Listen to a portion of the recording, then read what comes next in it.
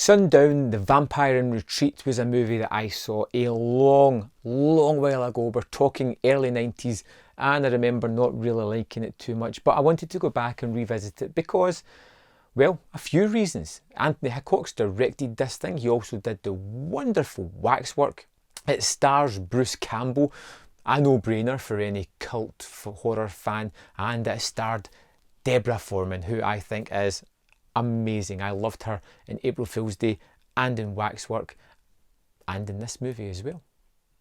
The basic story is all about the town of Purgatory, how aptly named, where it has been taken over by vampires. They've bought over the town thanks to David Carradine, who is the head vampire, and they basically live in an existence that's different from everything that they've always known. They have made a plant that creates synthetic blood, and they're living off that. They have turned their back on their murderous ways, and they just want a quiet existence of their own. But as we meet them, it turns out that there's lots of people happening upon their little town, and things are starting to just fall asunder in the way they created. We have Michael Caulfield, who is one of the bad guys. He is looking over the plant. There is a problem with it, so they decide to bring in the man who created the plans for it, a human, to help them fix their problem so that they can make enough blood, or fake blood, to really just keep them going, and to help the rest of the world as well, because they can use it for various other things.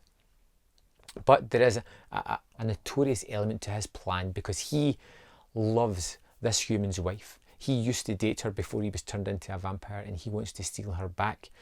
Of course, there is a grander element as well. He wants to start a revolution in amongst the vampire community, because he wants to go back to the bloodthirsty ways of taking what they want. They are more powerful than the humans. They are above them, and he feels as if they should take that stance.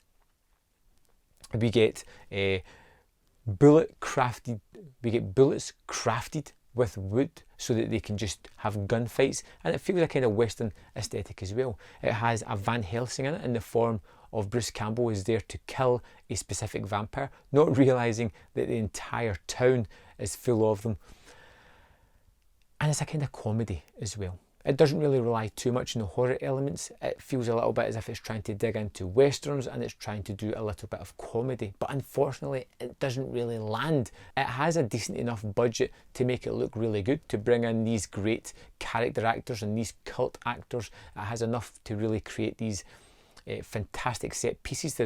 It has these sort of great moments where it has this big finale, this shootout that's pretty terrific. It has these comedic moments when they're in bat form and they're talking to each other, and this story of this relationship drama at the heart of it, as this man discovers that his wife has been a little bit unfaithful and their daughter may be part vampire due to a load of other things that I won't get into just here. And it just never gels completely. It's a fun kind of oddity, but by the time it's finished, you feel kind of worn out with its attempt to achieve something, but it never quite nails it and just tires you out by the end of the movie. It doesn't feel like something you want to go back to revisit again and again and again. It wasn't that kind of movie for me.